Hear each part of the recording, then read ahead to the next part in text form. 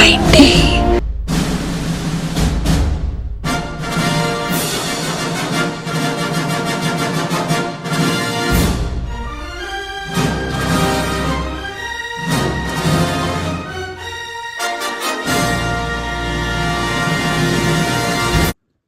Today is Monday, so I guess we need to review Garfield the movies, the 2004 live-action adaptation of the Garfield comic books, cartoons. And this is a movie that I have some attachment to it because I actually own a 4-disc collection film of 20th Century Fox children's live-action animated hybrid films.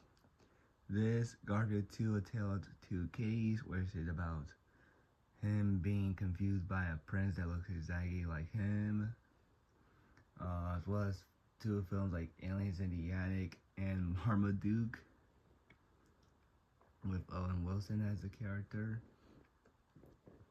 But we'll take a look at Garfield only this year. And I gotta say, I'm actually not sure if it's better or worse than the Garfield movie with the Chris Pratt version. Cause that movie does feel like it was that Chris Pratt movie felt like it was written as some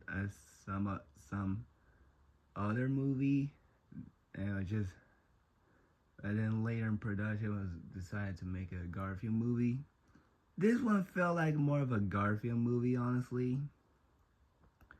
But it's still not the best film out there. There are some good things. Like, I really like the soundtrack, especially the song that's in the credits, like in the opening credits and the end credits. I thought it was a very catchy song. I thought the song that Garfield and Odie dance to is kind of fun, and the dance that they do is hilarious, where they just have their hands up and just move around with their legs. Thought that was pretty funny. I thought Bill Murray was a very good choice for Garfield. He has a voice that kind of resembles Lorenzo Music and later Frank Welker. I thought he was a good choice for Garfield, and he does have some funny lines, and this movie did make me chuckle a bit. That's about it. First off, the biggest issue I had with the movie is the animal designs. I get that they're trying to make Garfield try to look like the character, but didn't work. I mean, Scooby-Doo's design the Matthew Lillard movies isn't also very good, mainly because of the CGI. But it looks trying to be a little cartoonish, and it was early 2000s technology. I mean, this movie's also early 2000s, like 2004, but still looks dated. And its design can get a little weird at times, honestly.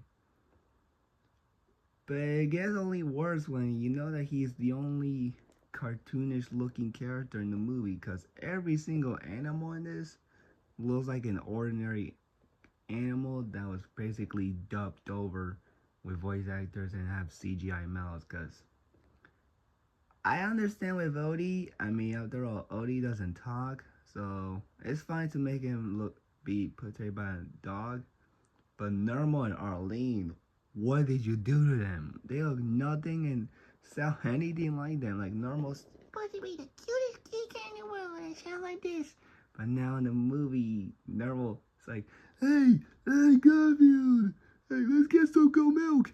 Hey, you're a hero. That's essentially what Normal sounds like in his design. No offense to the cat, but he looks kind of ugly, especially with the color of his face. That was weird. And what the heck? What made you think that gray cat thinks that, yeah, that's Arlene? What? Why? And no, there's no romance between Garfield and Arlene, which is kind of shame, but glad to at the same time, because that Arlene is not Arlene. She's supposed to be pink. Um, I don't know if Lucas. I'm pretty sure Lucas an original creation for the movie. And I thought Chapman as the villain was he's basically like this famous TV star who takes a dog like Odie because he did a great dance that got a lot of people's attention, mainly Happy Chapman. And he decided to took him after Odie ran away and was later adopted by a lady, and then later wanted to put a dangerous collar on him. But then Garfield comes to rescue Odie, and then John punches Chappie Chapman, which I thought was kind of awesome. And then later gets arrested. Um, I thought John and Liz were not terrible. They didn't feel like the characters that I know of, mainly specifically Liz. I feel like she's a bit too nice than she usually is. Um, and I thought Breaking Mayer and Jennifer Love Hewitt were not bad choices, mainly Breaking Mayer as John, but they didn't give great performances either, honestly. Um, Also, the chase scene between Garfield and the dogs during the talent show is kind of fun, although it gets a little awkward when Garfield goes to someone's back, which is kind of a little awkward to know that he did that, especially the way it was first shot where he was aiming at it to go there. Ooh.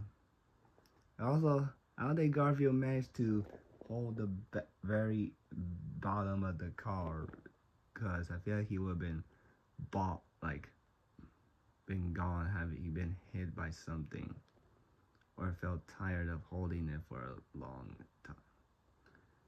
And also, it feels weird that the movie somehow turned to a musical at one point where it's like the Dog State of Mind thing, which I think is supposed to be a parody of an actual song, but it comes out of nowhere, honestly. Although I kind of like this song, honestly, though, honestly. And I thought, um, overall, Garfield the movie, isn't the best film out there. It's not the worst film out there, but it's kind of mediocre, honestly. Kind of mediocre, honestly. But what are you guys' thoughts on Garfield movie with Bill Murray, who regrets doing the movie as set in Zombieland? Even if he did the sequel, but I'm pretty sure he was under contract to do it, honestly. But let me know in the comments below your thoughts on it. Peace out, bye, and stay tuned for more 20th Century Studios reviews.